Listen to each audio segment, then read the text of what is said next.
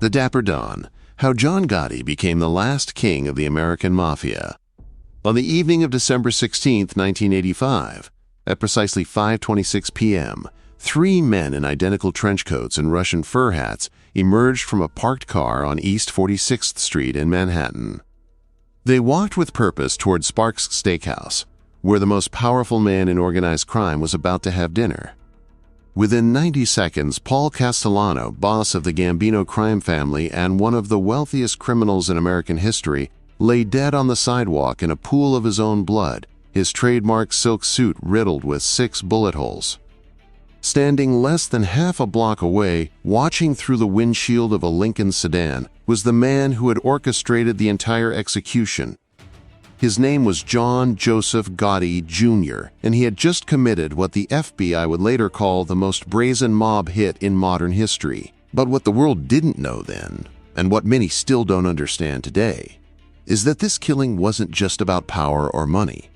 It was about something far more complicated, something that would define Gotti's entire reign and ultimately seal his fate.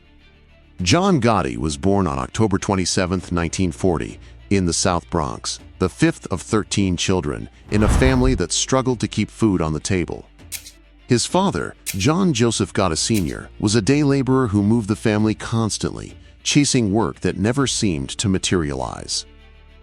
By the time young John was 12, the Gottis had lived in 11 different apartments across Brooklyn and the Bronx. This instability created in Gotti a deep hunger for respect and permanence, a psychological wound that would drive every decision he made for the rest of his life. But there was another element to his childhood that fewer people know about. Gotti's mother, Fanny, came from a family with deep roots in Naples, and she told her children stories about the old country, about men of honor who commanded respect through a code that transcended law. These weren't just bedtime stories. They were lessons in a worldview that Gotti would embrace with religious fervor. The neighborhood where Gotti came of age was East New York, Brooklyn, a place where survival meant choosing sides. At 14, he joined a street gang called the Fulton Rockaway Boys, a crew of young Italian-Americans who ran gambling operations and stole cars. But Gotti stood out. While other kids were reckless and loud, he was calculating. He studied the older mobsters who controlled the neighborhood, watching how they walked, how they talked, how they commanded respect without raising their voices. One of these men was Carmine Fatico, a capo in the Gambino family who operated out of the Bergen Hunt and Fish Club, a storefront on 101st Avenue that served as the crew's headquarters. Fatico saw something in the teenage Gotti, a combination of ambition and ruthlessness that couldn't be taught. By 18, Gotti was running errands for the Bergen crew. By 21, he was committing his first serious crimes. What made Gotti different from other young mobsters was his absolute fearlessness. In 1968, when he was still in his 20s, the FBI intercepted a conversation between two Gambino members discussing a hijacking operation. One of them mentioned that Gotti had pulled off a truck heist at JFK Airport without any backup, facing down armed guards with nothing but a pistol and his nerve. The other man said something that would prove prophetic. That kid's either going to run this thing or get himself killed. This duality, this tightrope walk between brilliance and self-destruction would define Gotti's entire career. He understood the rules of the underworld better than almost anyone, but he also believed he was special enough to break them. In 1973, Gotti's life took a turn that would haunt him forever. His 12-year-old son Frank was riding a motorized mini-bike in the street when he was struck and killed by a car driven by their neighbor, John Favara. The accident was ruled exactly that, an accident, with witnesses confirming that Frank had darted into the street. But Gotti didn't care about witnesses or rulings. 4 months after the accident, John Favara disappeared.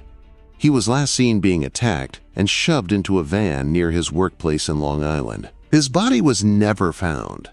The police suspected Gotti's involvement, but they could never prove it. What most people don't know is that Favara had received multiple threats in the weeks before his disappearance and had even planned to move his family to Florida to escape the situation. He was filling out the paperwork for the move when he vanished. Even more chilling, according to FBI informants years later, Gotti allegedly watched Favara's abduction from a distance but didn't personally participate because his wife, Victoria, had specifically requested that she wanted the man who killed Frankie to suffer. The implication was clear and horrifying. This incident revealed a crucial aspect of Gotti's character that would later prove significant. Despite his public image as a gentleman gangster, he was capable of extraordinary cruelty when his personal honor was involved. The FBI psychological profile compiled on Gotti in the early 1980s noted this contradiction. He could be charming and generous one moment, then order someone's death with complete detachment the next. But what fascinated the profilers was that Gotti seemed to need an audience. He didn't just want power, he wanted recognition, admiration, even love. This need would become both his greatest strength and his fatal weakness. By the late 1970s, Gotti had risen to become a capo in the Gambino family under Paul Castellano, who had taken over after the death of Carlo Gambino in 1976. But the relationship between Gotti and Castellano was problematic from the start. Castellano was a businessman who preferred construction contracts and labor racketeering to street crime. He wore expensive suits, lived in a mansion on Staten Island called the White House, and looked down on the rough, violent men who formed the backbone of the family's power. Gotti, meanwhile, was everything Castellano despised: flashy, violent, and obsessed with the old ways of the mafia. The tension between them grew for years, but what finally triggered the murder plot was something far more complex than most people realize. The standard narrative is that Gotti killed Castellano because Big Paul was losing touch with the family, and because Castellano had ordered the execution of Gotti's close friend, Angelo Ruggiero, after learning that Ruggiero had been dealing drugs in violation of family rules. But FBI wiretaps and informant testimony from years later revealed additional layers to the conspiracy. First, Castellano had discovered that several of his capos, including Gotti, were skimming money from family operations. He had scheduled a meeting for December 16, 1985, ostensibly to discuss family business, but Gotti had learned from a source in Castellano's inner circle that Big Paul planned to demote him and possibly have him killed. Second, and this is where it gets truly interesting, Gotti had been in secret communication with members of other New York crime families, essentially seeking permission for the hit. According to a Genovese family informant who cooperated with the FBI in 1991, Gotti had promised other bosses that if they looked the other way during the Castellano hit, he would share certain profitable Gambino operations with them.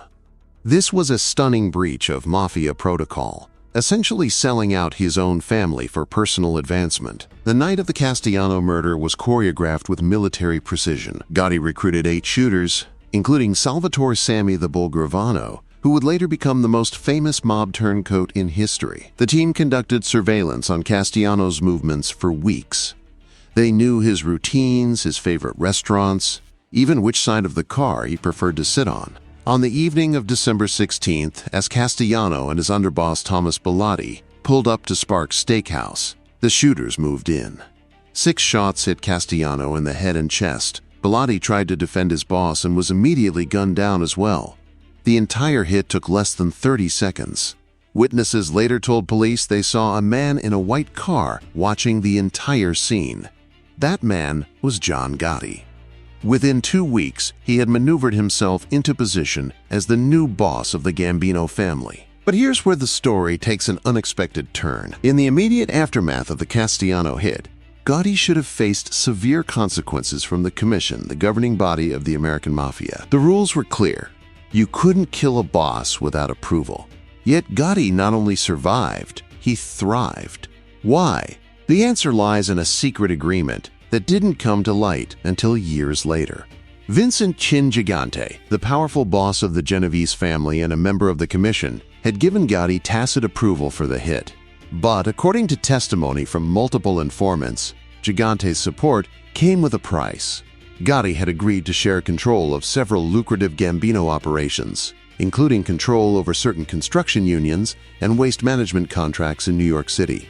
Essentially, Gotti had weakened his own family's position to secure his personal power. This decision would have long-term consequences that even Gotti didn't fully anticipate at the time. Once in power, Gotti transformed the public perception of the mafia. Previous bosses had followed the model established by Carlo Gambino: stay in the shadows, avoid attention, build quiet wealth. Gotti did the opposite. He held court at the Ravenite Social Club in Little Italy, arriving in perfectly tailored suits and surrounded by an entourage. He greeted neighborhood residents like a politician, shaking hands and distributing money to locals. The media couldn't get enough of him. Newspapers called him the Dapper Don and the Teflon Don, the latter nickname arising from his remarkable ability to beat criminal charges. Between 1986 and 1990, Gotti was arrested multiple times and went to trial 3 times for charges including assault, racketeering, and murder conspiracy. Each time he walked free. How did he do it? The answer involves a level of corruption that shocked even seasoned FBI agents. Gotti had systematically infiltrated the jury selection process. In his 1987 assault trial, Gotti's attorney, Bruce Cutler, used investigators to research potential jurors, identifying those who might be sympathetic or vulnerable to intimidation. In at least one case, according to later testimony, a juror was approached by Gambino associates and offered money to vote for acquittal. But the most stunning revelation came in 1992 when authorities discovered that during Gotti's 1990 trial, his crew had successfully bribed a juror named George Pape. Pape, a construction worker with gambling debts, was paid $60,000 to hold out for acquittal. The plan worked, resulting in a hung jury and a mistrial. Pape later cooperated with authorities and testified about the bribery scheme, but by then, Gotti had cemented his reputation as untouchable. The media attention Gotti courted became an obsession.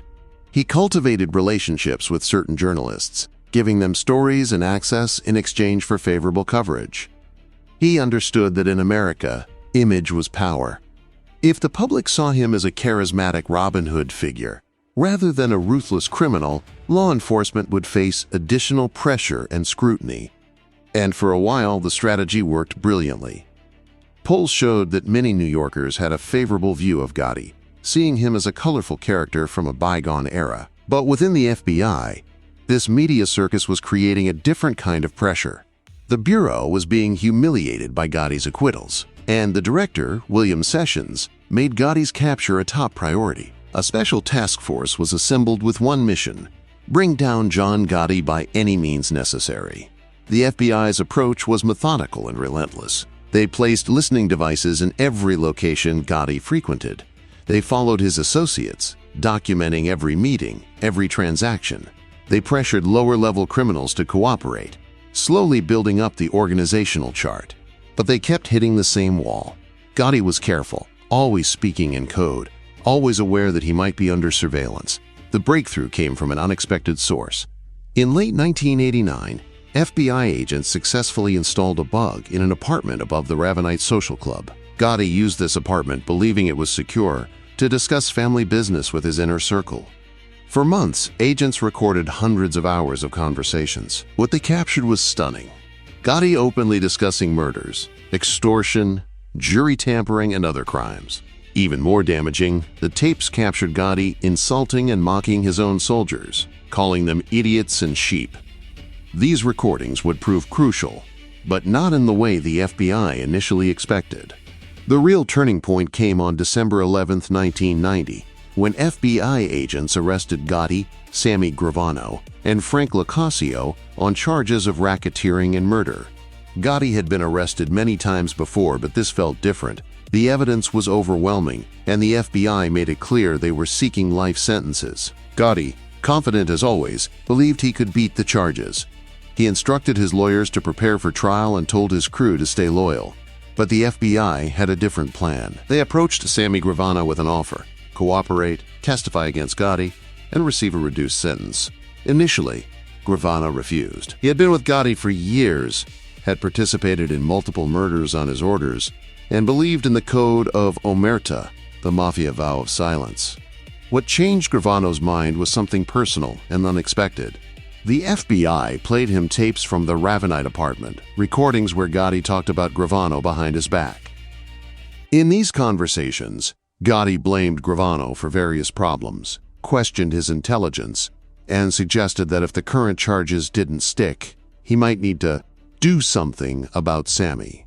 To Gravano, a man who had risked his life for Gotti countless times, this betrayal was unforgivable.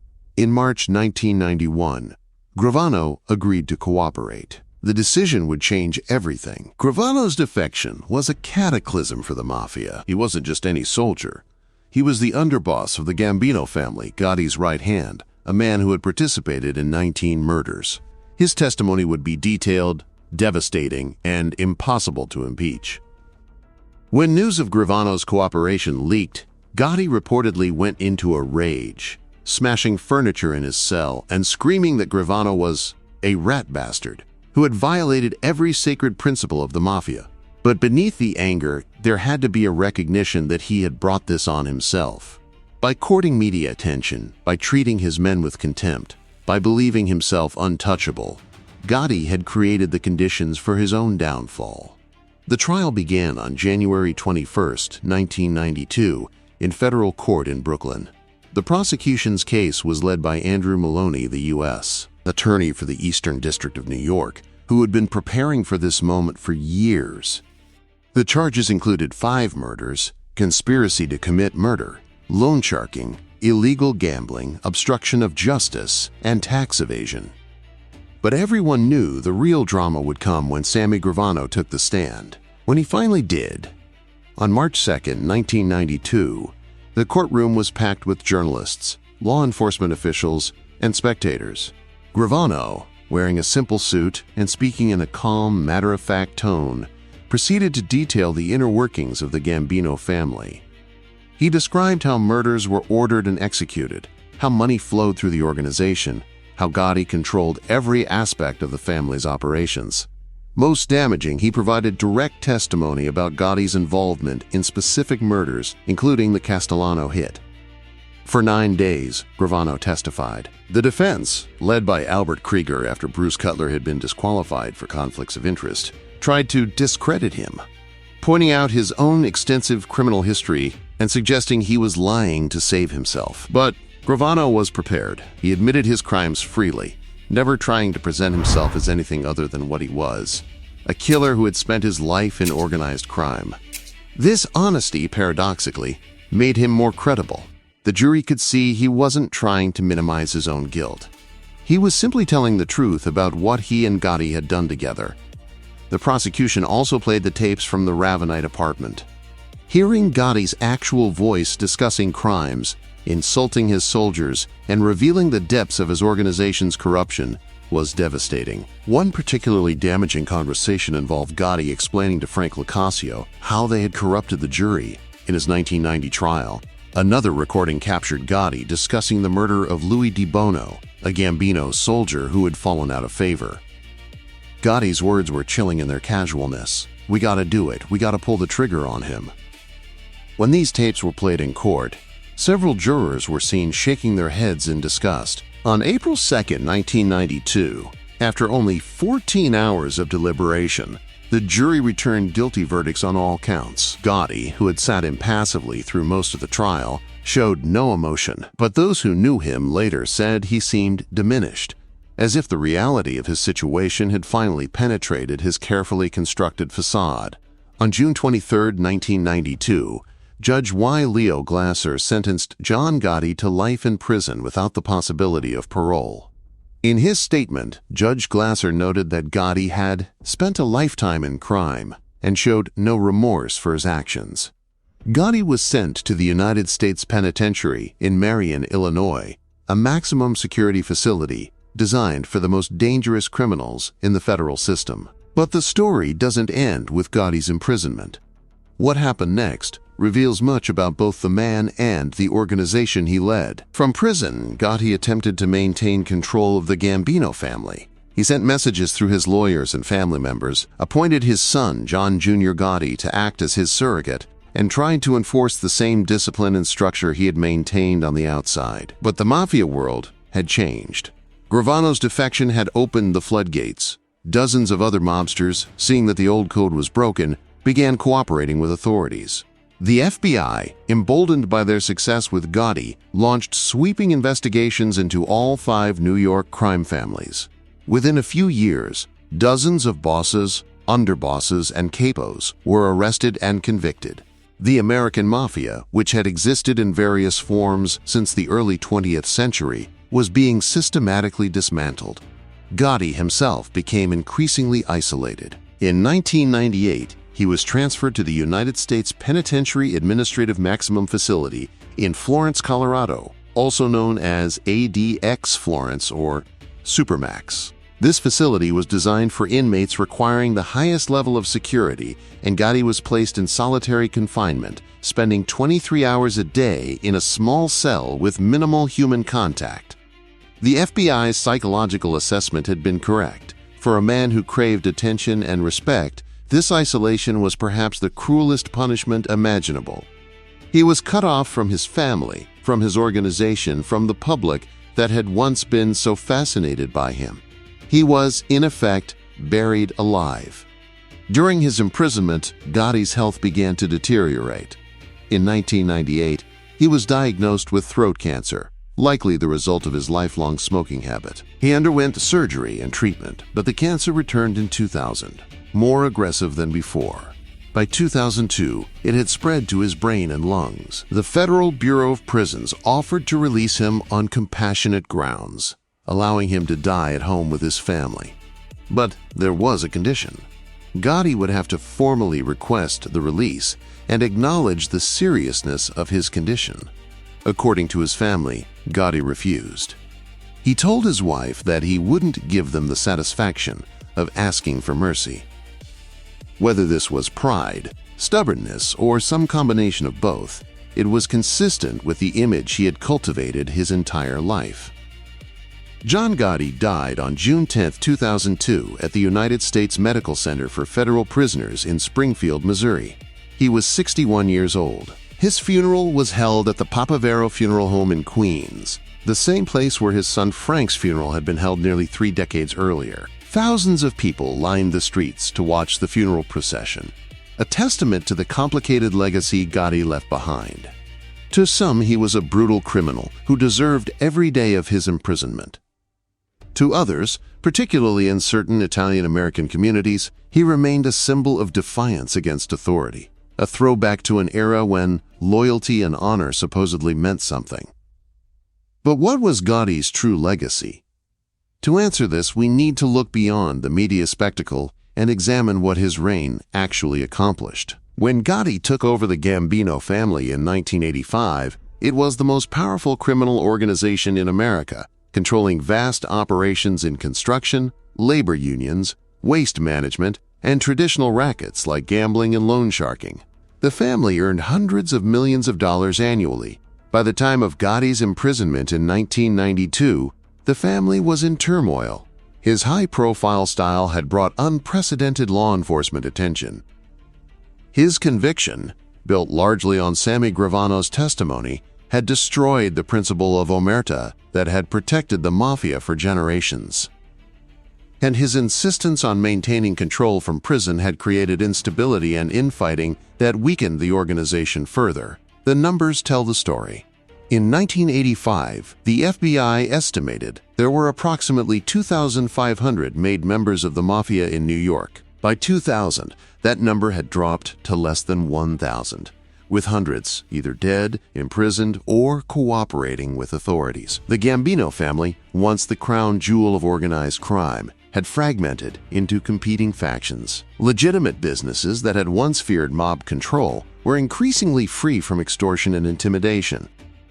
In a very real sense, John Gotti's quest for fame and recognition had destroyed the very thing he claimed to love, the traditional mafia structure and code. There's a deeper irony here that's worth exploring. Gotti often spoke about honor, loyalty, and tradition. He saw himself as a man of principle, a leader who maintained the values of the old mafia. But his actions consistently contradicted these professed values. He killed Paul Castellano without proper authorization, violating one of the mafia's most sacred rules. He treated his subordinates with contempt, berating and insulting them even as he demanded their loyalty. He courted media attention that brought unwanted scrutiny to the entire organization. And when faced with adversity, his own underboss betrayed him, precisely because Gotti had shown him no genuine loyalty in return. In the end, Gotti was not a guardian of mafia tradition, but its executioner, a man whose ego and need for validation destroyed the very system he claimed to honor. What about the personal side of John Gotti? Beyond the suits and the swagger, who was he as a human being? This is perhaps the most difficult question to answer, because Gotti spent his entire adult life performing, creating, and maintaining a carefully crafted persona. But glimpses of the real man occasionally emerged. He was, by all accounts, devoted to his wife Victoria, whom he married in 1962. Their relationship survived his numerous infidelities, his long absences, and the constant danger that surrounded him. Victoria stood by him through every arrest and trial, maintaining her loyalty even when it meant sacrificing her own freedom and peace of mind. In letters from prison, Gotti wrote to her about his regrets, particularly about the life he had forced upon their children. The Gotti children's lives tell their own story about the cost of their father's choices. John Jr. Gotti, the eldest son, followed his father into the Gambino family, eventually becoming acting boss while his father was imprisoned. But Jr. lacked his father's charisma and strategic mind. He was arrested multiple times and, in 1999, pleaded guilty to racketeering charges. Unlike his father, Jr. eventually chose to leave the life, cooperating with authorities to some extent and attempting to build a legitimate life. But the Gotti name haunted him. He wrote a book, appeared on reality television, and gave interviews, but he could never escape the shadow of his father's legacy. The younger Gotti children tried to distance themselves from the family business with varying success. Victoria Gotti became an author and television personality, writing romance novels and appearing on reality shows. She has spoken publicly about the difficulties of growing up as John Gotti's daughter, the constant surveillance, the knowledge that her father was responsible for terrible crimes, the burden of a name that opened some doors while closing others. The other Gotti children largely stayed out of the public eye, but they too bore the weight of their father's choices. One has to wonder if, in his final days, John Gotti truly understood the damage he had caused, not just to his enemies, but to the people he claimed to love most. There's another aspect of Gotti's story that deserves examination: his relationship with violence. Unlike some mob bosses who delegated the dirty work to subordinates, Gotti maintained a direct connection to violence throughout his career. According to testimony from various informants, Gotti personally participated in at least 4 murders, including the 1973 killing of James McBratney, a Staten Island man who had kidnapped and killed Carlo Gambino's nephew. Gotti and 2 associates shot McBratney in a Staten Island bar, with Gotti reportedly shooting him in the head at close range. This hands-on approach to violence was unusual for a boss and revealed something essential about Gotti's psychology. He didn't just order deaths as a matter of business calculation. He seemed to derive satisfaction from the act itself, from the assertion of ultimate power over another human being. The FBI psychological profile of Gotti, compiled from interviews with associates and analysis of his behavior, concluded that he displayed characteristics consistent with narcissistic personality disorder and antisocial personality disorder. The narcissism manifested in his need for admiration, his grandiose sense of self-importance, and his belief that he was special and unique. The antisocial traits included his lack of empathy, his disregard for the rights of others, and his manipulative behavior. But the profile also noted something interesting. Gotti was capable of genuine warmth and connection with those he considered part of his inner circle. He could be generous, loyal, and even tender with family members and close associates. This capacity for connection made him more dangerous, not less, because it allowed him to manipulate people more effectively. One of the lesser-known aspects of Gotti's life was his relationship with gambling. Like many mobsters, Gotti was a compulsive gambler who bet enormous sums on sports, particularly football and basketball games. According to FBI surveillance reports, Gotti often lost hundreds of thousands of dollars in a single weekend. This gambling habit created financial pressure that may have contributed to some of his more reckless decisions. There's evidence that in the mid-1980s, Gotti was in debt to certain loan sharks, a humiliating position for a man of his stature. Some investigators believe this financial pressure was one of the factors that pushed him to move against Paul Castellano when he did. If Castellano had discovered Gotti's gambling debts, it would have given Big Paul additional leverage over him, potentially threatening his position in the family. The relationship between Gotti and Sammy Gravano deserves deeper exploration because it encapsulates so much about both men and about the mafia itself. They met in the mid-1970s when both were rising through the Gambino ranks. Gravano was from Bensonhurst, Brooklyn, and had started his criminal career in the Colombo family before switching to the Gambinos. He was short, stocky, and unpretentious, the opposite of Gotti in many ways. But he was also smart, ruthless, and absolutely reliable. He earned the nickname Sammy the Bull not for his physical appearance but for his aggressive approach to business and his willingness to handle any situation, no matter how violent. Gotti recognized Gravano's value immediately. While Gotti was the public face, the charismatic leader, Gravano was the implementer, the man who made sure orders were carried out efficiently. They complemented each other perfectly. When Gotti decided to move against Castellano, it was Gravano who organized the logistics, recruited the shooters, and ensured nothing went wrong. After Gotti became boss, he promoted Gravano to underboss, making him the second most powerful man in the family. For years, their partnership worked flawlessly. Gravano earned millions for the family through construction rackets, while Gotti maintained the political connections and handled relations with other families. But the relationship was built on a foundation of fear and self-interest rather than genuine respect. Gotti treated Gravano as a useful tool, someone to be deployed when needed but not truly valued as an equal. In conversations captured on FBI wiretaps, Gotti referred to Gravano as "my guy" and "my construction guy," language that revealed how he saw the relationship as fundamentally hierarchical. Gravano, for his part, began to resent Gotti's imperious manner, his reckless court appearances, and his decisions that seemed designed more for publicity than for the family's benefit. The resentment festered for years, hidden beneath a veneer of loyalty. When the FBI finally gave Gravano the recordings of Gotti disparaging him, they weren't creating a rift so much as exposing one that had always existed. Gravano's cooperation with authorities was unprecedented in its scope and impact. Over the course of months, he gave detailed testimony about dozens of murders, hundreds of crimes, and the operations of not just the Gambino family, but multiple organized crime families. He provided information that led to the arrest and conviction of 39 mobsters. His decision to testify was motivated partly by self-preservation, but interviews and his memoirs suggest it was also driven by genuine anger at Gotti for betraying their partnership. Gravano felt that he had sacrificed everything for Gotti, had committed murders on his orders, had earned millions for him, and in return, Gotti had treated him with contempt and prepared to make him a scapegoat. After his testimony against Gotti, Gravano entered the Witness Protection Program. He was given a new identity and relocated with his family to Arizona. For a few years, he lived quietly, trying to build a legitimate life. But old habits die hard.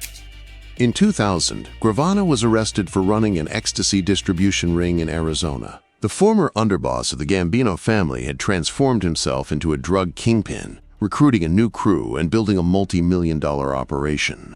The arrest was a spectacular fall from grace, and a reminder that men like Gravano don't really change. They simply adapt to new circumstances. He was sentenced to 20 years in federal prison and was released in 2017. Today, he runs a podcast and YouTube channel where he discusses his mob experiences, a surreal epilogue for a man who once held life and death power over hundreds of people. The relationship between John Gotti and law enforcement was complex and almost symbiotic. On one level, they were mortal enemies, engaged in a high-stakes game of cat and mouse. But on another level, they needed each other. Gotti's notoriety gave FBI agents career-making opportunities. The intense media coverage of his trials brought attention and resources to the Bureau's organized crime units. and for Gotti, the FBI's pursuit validated his importance. Every arrest, every surveillance team, every wiretap confirmed that he was important enough to warrant this level of attention. He complained about law enforcement harassment, but he also seemed to relish the attention it brought him. Some FBI agents who worked on the Gotti case later admitted to having complicated feelings about him. They recognized that he was a ruthless criminal, responsible for numerous murders and untold suffering. But they also acknowledged a grudging respect for his intelligence, his loyalty to family, and even his sense of humor. In one famous incident captured on surveillance, Gotti joked about the FBI agents watching him, saying they spent so much time following him that he should put them on his payroll. One of the agents later said that Gotti was probably the most charismatic criminal I ever investigated, but quickly added that this charisma shouldn't obscure the reality of what he was: a murderer and a destroyer of lives. The legal strategy Gotti employed throughout his criminal trials was sophisticated and often effective. His primary attorney for years, Bruce Cutler, was a theatrical, aggressive lawyer who understood that in high-profile cases, the battle for public opinion was as important as the legal arguments. Cutler portrayed Gotti as a hard-working family man being persecuted by an overzealous government. He attacked prosecution witnesses as criminals and liars, questioned the methods used to gather evidence, and played to jurors potential distrust of authority. For a while, this strategy worked brilliantly, but it had a fatal flaw. It depended on maintaining the illusion that Gotti was somehow different from other criminals, more honorable, more principled. When Sammy Gravano took the stand and systematically destroyed that illusion, the strategy collapsed. After his conviction, Gotti's attorneys filed numerous appeals challenging various aspects of the trial. They argued that Judge Glasser had been biased against the defense, that the wiretaps had been obtained illegally, that Gravano's testimony should have been deemed unreliable given his extensive criminal history. Every appeal was rejected. The evidence was simply too overwhelming, and the legal procedures had been followed correctly. The FBI and prosecutors had learned from their earlier failed attempts to convict Gotti. They had been meticulous in building their case, anticipating every possible defense strategy and closing every potential loophole. In the end, Gotti's convictions were legally unassailable. One of the most fascinating documents to emerge from Gotti's imprisonment was a series of letters he wrote to his daughter Victoria. These letters, some of which were later published, reveal a side of Gotti that the public rarely saw. He wrote about his regrets, his love for his family, and his reflections on the choices he had made. In one particularly poignant letter, he wrote about his son Frank's death, saying it was the worst day of my life, and that he, quote, should have handled things differently. The implication seemed to be that he regretted his response to Frank's death, though he never explicitly admitted to ordering John Favara's murder. In another letter, he told Victoria that he wished he had encouraged his children to get educations and build legitimate careers, acknowledging that the life he had chosen had brought them nothing but pain. These letters complicate our understanding of Gotti. Were they genuine expressions of remorse, or were they calculated attempts to rehabilitate his image? The truth is probably somewhere in between. Gotti was capable of genuine emotion and self-reflection, but he was also a master manipulator who understood the power of narrative. Even in his final years, when he had nothing left to gain, he couldn't resist crafting his legacy, shaping how he would be remembered. The mechanics of Gotti's downfall reveal just how sophisticated FBI surveillance had become by the late 1980s. The Bureau's initial attempts to bug the Revanite Social Club were disastrous failures. The acoustics inside the club were terrible, with a constantly hissing espresso machine, a rattling soda dispenser, and multiple simultaneous conversations making it nearly impossible to isolate individual voices. FBI technicians tried moving the bug to different locations within the club and using audio filters to eliminate background noise, but nothing worked. The few recordings they managed to capture were virtually useless in court. This frustrated FBI agent Bruce Moe, who led the Gambino squad, but he refused to give up. He knew that if they could just get clean recordings of Gotti discussing family business, they would finally have the evidence they needed. The breakthrough came from an unexpected source. One of the FBI's informants reported that Gotti sometimes left the Ravenite through a back door, entering a first-floor hallway in the building, where he would speak with his captains. Even more importantly, the informant revealed that Gotti frequently went upstairs to an apartment in the building. After some investigating, the FBI discovered that the apartment belonged to Nettie Sorelli, the widow of Gambino soldier Michael Sorelli. The apartment had previously been used by Agnello Della Croce for secret meetings before his death. This was perfect for Gotti's purposes because Mrs. Sorelli could be trusted, and the apartment was accessible from inside the building without going out onto the street where FBI cameras were constantly rolling. Over Thanksgiving weekend in 1989, when Mrs. Sorelli was vacationing in Florida, an FBI black bag team entered the building. Using detailed schematics they had obtained, they made their way to the apartment and installed a sophisticated listening device inside a VCR that was then wired directly to a leased telephone line monitored from the FBI's Manhattan office. The installation was technically brilliant, virtually undetectable to anyone who wasn't specifically looking for surveillance equipment. And for months, Gotti had no idea he was being recorded. This surveillance operation captured approximately 600 hours of conversations, 6 hours of which would eventually be played at Gotti's trial.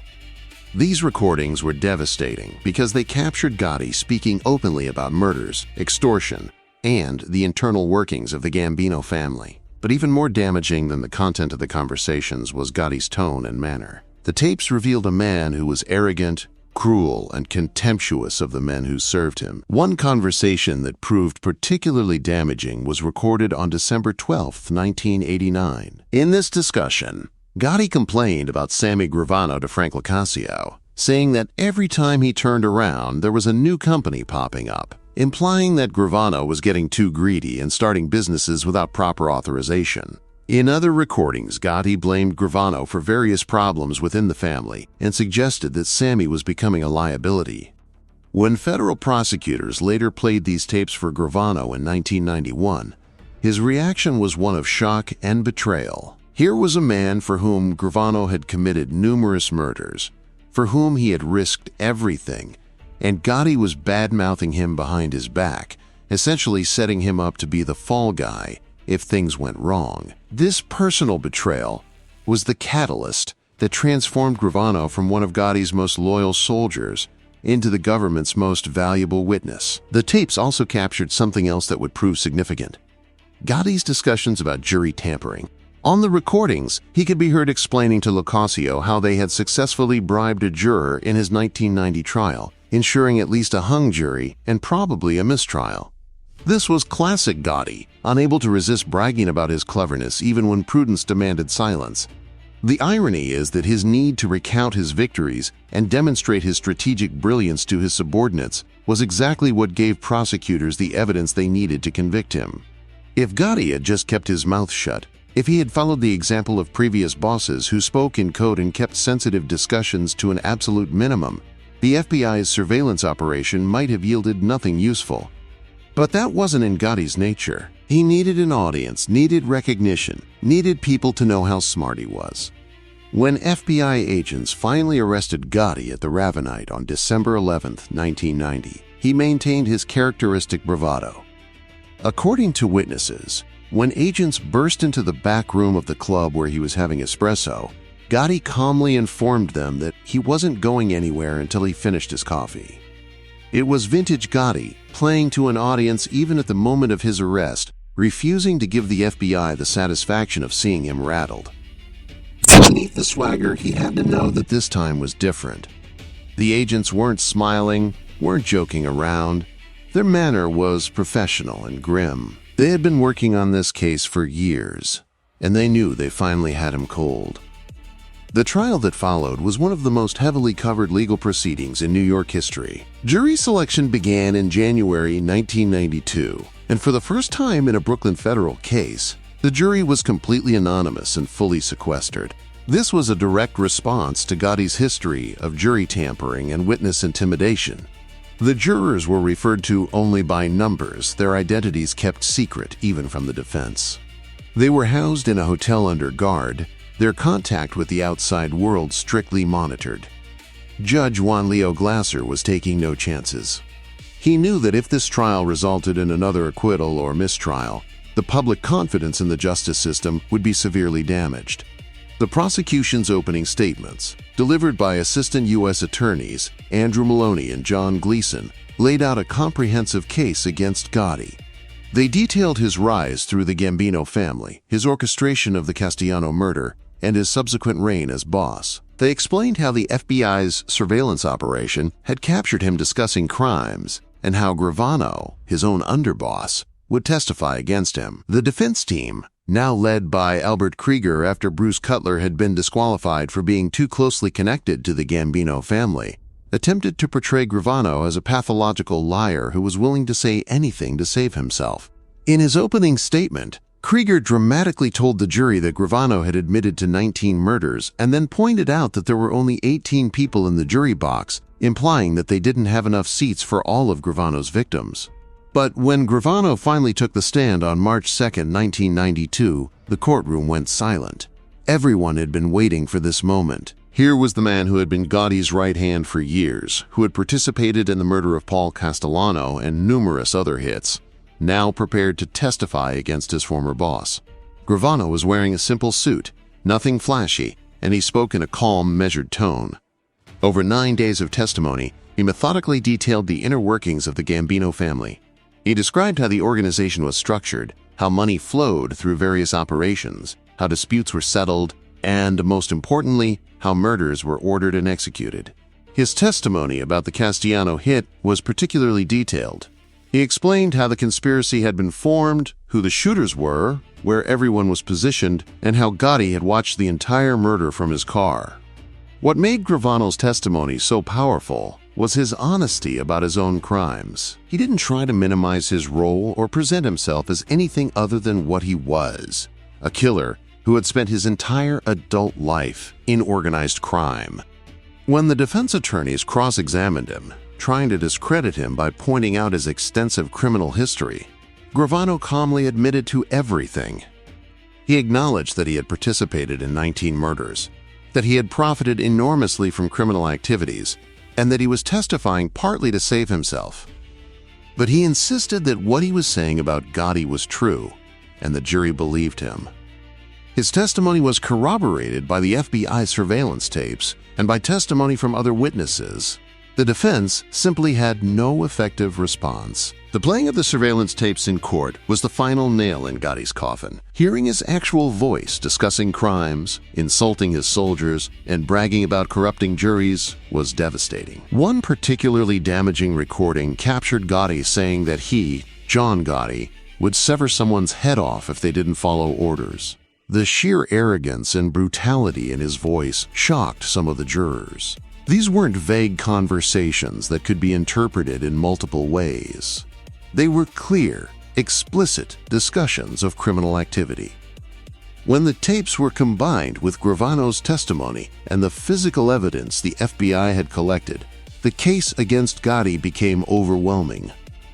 On April 2, 1992, after just 14 hours of deliberation, the jury returned with guilty verdicts on all counts. Gotti showed no visible emotion as the verdicts were read, maintaining the stoic facade he had cultivated throughout the trial.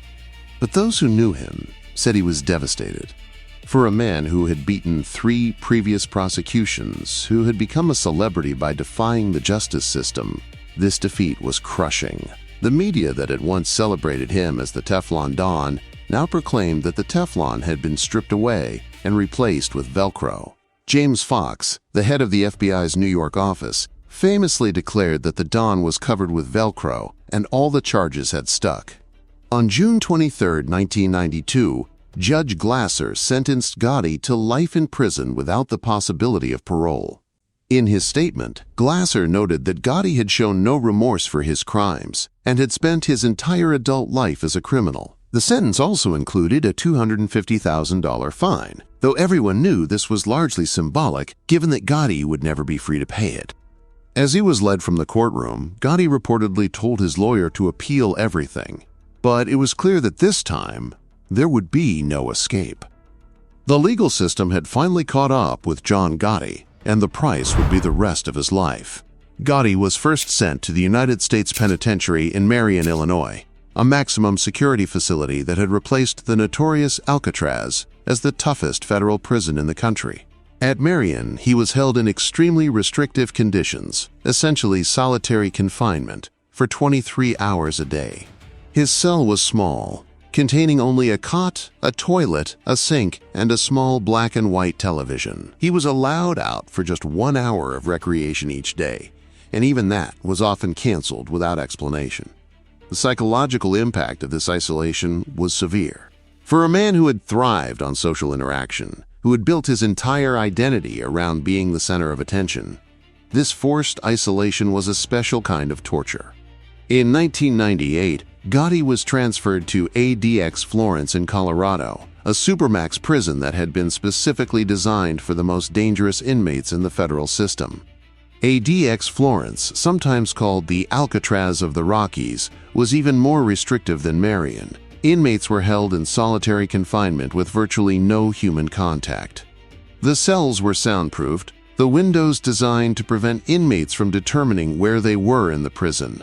Recreation consisted of 1 hour alone, in a small outdoor cage. There were no communal areas, no work programs, no educational opportunities. The isolation was total and deliberate, designed to break the spirit of even the most hardened criminals. For Gotti, accustomed to commanding respect and attention, this isolation was devastating. He was cut off from his family, from his organization, from the world that had once feared and admired him. During his time at Marion, Gotti had one notable incident that revealed much about his character. On July 18, 1996, a fellow inmate named Walter Johnson punched Gotti in the face during recreation time, leaving him bruised and bleeding. According to reports, the attack was provoked by a racial slur Gotti had directed at Johnson. Gotti's response was telling. Despite being imprisoned and powerless, he attempted to have Johnson murdered, offering the Aryan Brotherhood somewhere between $40,000 and $400,000 to kill him. The FBI learned about this plot through informants, and Johnson was quickly transferred to ADX Florence for his own protection. This incident demonstrated that even in prison, even when he had nothing left to lose, Gotti remained the same man he had always been, violent, vengeful, and incapable of accepting disrespect. In 1998, Gotti was diagnosed with throat cancer. The disease was likely caused by his lifelong smoking habit, something he had never been able to quit despite the obvious health risks. He underwent surgery and radiation treatment, but the cancer proved aggressive. It went into remission briefly, then returned in 2000, this time spreading to his brain and lungs. By 2002, it was clear that Gotti was dying. The Federal Bureau of Prisons offered him compassionate release, which would have allowed him to spend his final days at home with his family. But there was a catch. Gotti would have to formally request the release and acknowledge that he was dying. According to his wife Victoria, Gotti refused. He told her that he wouldn't give them the satisfaction of seeing him beg for mercy. Whether this was pride, stubbornness, or some twisted sense of honor, it was entirely consistent with the image he had maintained his entire life. John Gotti died on June 10, 2002, at the United States Medical Center for Federal Prisoners in Springfield, Missouri. He was 61 years old. His funeral was held at the Papavero Funeral Home in Queens, New York. Thousands of people lined the streets to watch the procession, a strange tribute to a man who had caused so much suffering. The Diocese of Brooklyn refused to allow a funeral mass for Gotti, reflecting the Catholic Church's position on his crimes. But his family held a ceremony anyway, with about 200 friends and relatives in attendance. The procession of 75 limousines slowly drove past Gotti's old haunts in Ozone Park and Howard Beach before arriving at St. John's Cemetery, where he was buried next to his son Frank. Even in death, Gotti remained a controversial figure, simultaneously condemned for his brutality and celebrated for his defiance. But what should we make of John Gotti's legacy now, more than 2 decades after his death? The answer is complicated, because Gotti was a complicated man. On one hand, he was undeniably a brutal criminal who destroyed countless lives. He ordered murders with casual indifference, corrupted the justice system, and used violence and intimidation to maintain his power. His victims and their families still live with the consequences of his actions. To them, Gotti is a monster who deserves no sympathy or understanding. On the other hand, there's no denying that Gotti possessed certain qualities that made him an extraordinary figure. He was intelligent, charismatic, and possessed a strategic mind that allowed him to outmaneuver opponents both within and outside the mafia. His loyalty to certain principles and people, however misguided, was genuine. And his defiance of authority, while ultimately self-destructive, resonated with people who felt powerless against large institutions. Perhaps the most accurate way to understand Gotti's legacy is to see him as a transitional figure in the history of American organized crime. He represented the last gasp of the traditional mafia, with its emphasis on honor, loyalty, and respect, even as his own actions systematically undermined those very values. When Carlo Gambino died in 1976, the mafia was still a powerful, feared institution, with influence reaching into government, labor unions, and legitimate businesses. By the time Gotti died in 2002, that power had been largely dismantled. The FBI and prosecutors had learned how to use RICO statutes, wiretaps, and cooperating witnesses to devastating effect. The code of omerta had been shattered by Gravano and dozens of other turncoats. The new generation of mobsters lacked the discipline and structure of their predecessors. In many ways, Gotti's quest for fame and recognition accelerated this decline. His high-profile style brought unprecedented law enforcement attention. His conviction on Gravano's testimony destroyed the principle of silence that had protected the mafia for generations. And his arrogance and poor treatment of subordinates created the conditions for betrayal. There's a deeper irony in Gotti's story that speaks to the nature of power and image in America. Gotti understood, perhaps better than any other mobster, that in the modern media age, image is everything. He crafted a persona that was simultaneously dangerous and appealing, a criminal who wore expensive suits and gave to charity, a killer who was devoted to his family. For a while, this strategy worked brilliantly. He became famous, even beloved by certain segments of the public. But ultimately, this same media savviness destroyed him. By courting attention, by insisting on being the center of the stage, he made himself a target that law enforcement couldn't ignore. A smarter boss would have stayed in the shadows, built wealth quietly, avoided the spotlight. But Gotti couldn't do that. His ego wouldn't allow it. He needed to be seen, to be recognized, to be celebrated, and that need proved fatal. Looking at Gotti's life from beginning to end, what emerges is a portrait of a man trapped by his own ambitions and insecurities. He grew up in poverty, watching his father struggle as a day laborer, moving the family from one apartment to another in search of stability that never came. This childhood instilled in him a hunger for respect and permanence that would drive every decision he made. When he entered the mafia as a teenager, he found what he thought was a solution, an organization that promised honor, loyalty, and power. He embraced this world completely, internalizing its values and its code. But as he rose through the ranks, he discovered that the reality of the mafia didn't match the myth. It was a business, brutal and mercenary, where loyalty lasted only as long as it was profitable, and honor was just another tool of manipulation. The tragedy of John Gotti is that he spent his entire life pursuing a version of success that was fundamentally hollow. He wanted respect, but built it on fear and violence. He wanted loyalty, but inspired it through intimidation and threats. He wanted to be seen as a man of honor, but achieved power through murder and betrayal. And when he finally reached the pinnacle of the underworld, becoming boss of the most powerful crime family in America, he discovered that the position itself was a trap. The higher he climbed, the more exposed he became.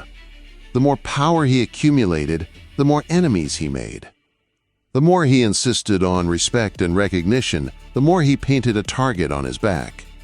In his final years, imprisoned and dying, Gotti had time to reflect on the choices he had made. The letters he wrote to his daughter Victoria suggest that he understood, at least partially, the cost of his decisions. He acknowledged that his life of crime had brought nothing but pain to his family. He expressed regret about his son Frank's death and his response to it. He wished that he had encouraged his children to pursue education and legitimate careers. But even these expressions of regret were filtered through his need to maintain his image. He never admitted to specific crimes in these letters. He never explicitly acknowledged ordering murders or destroying lives. He spoke in generalities about mistakes and the life, never taking full responsibility for his actions. It's impossible to know whether this was because he still didn't fully understand the harm he had caused, or because even at the end, he couldn't bring himself to completely drop the mask he had worn for so long. What makes John Gotti's story so compelling is not just the crime and violence, but the very human needs and weaknesses that drove him. His desire for respect in a world that had never given him any. His hunger for power and compensation for a childhood of poverty and instability. His need for recognition and validation that could never be satisfied, no matter how many headlines he generated or how many men bowed before him. These are universal human desires, but in Gotti they were twisted and magnified until they consumed him completely. He built an empire on violence and intimidation, became famous for his defiance and style, and ultimately destroyed the very thing he claimed to love through his arrogance and need for attention. The question remains, was John Gotti a product of his environment? A man shaped by the poverty and violence of his childhood, who simply adapted to survive in a brutal world? Or was there something fundamentally wrong with him, a moral deficiency or psychological flaw that would have led him to violence regardless of his circumstances? The truth, as always, is probably somewhere in between. Gotti made choices, starting from a young age, to embrace a life of crime. He wasn't forced into the mafia. He could have chosen differently at numerous points.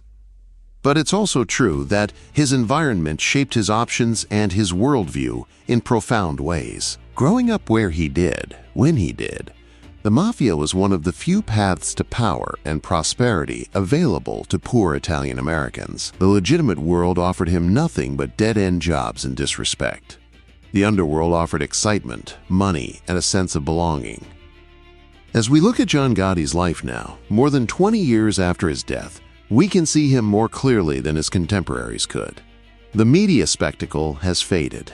The celebrity has diminished. What remains is the story of a man who lived by violence, thrived on attention, and ultimately died alone and powerless in a prison hospital bed. His legacy is complex and contradictory.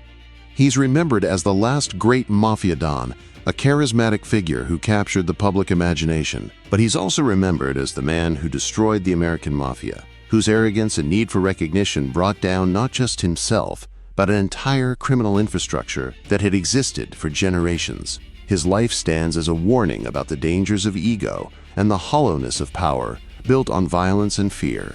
And perhaps most tragically, it's a reminder that sometimes the things we want most desperately, the goals we pursue with single-minded determination, turn out to be not worth the price we pay to achieve them. John Gotti wanted to be somebody. He wanted respect, power, and recognition. He got all three.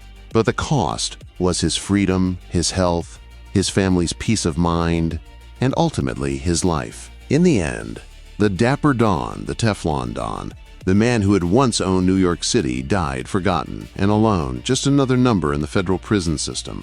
Buried in the same cemetery as his son, his legacy a cautionary tale about the ultimate emptiness of the criminal life he had chosen.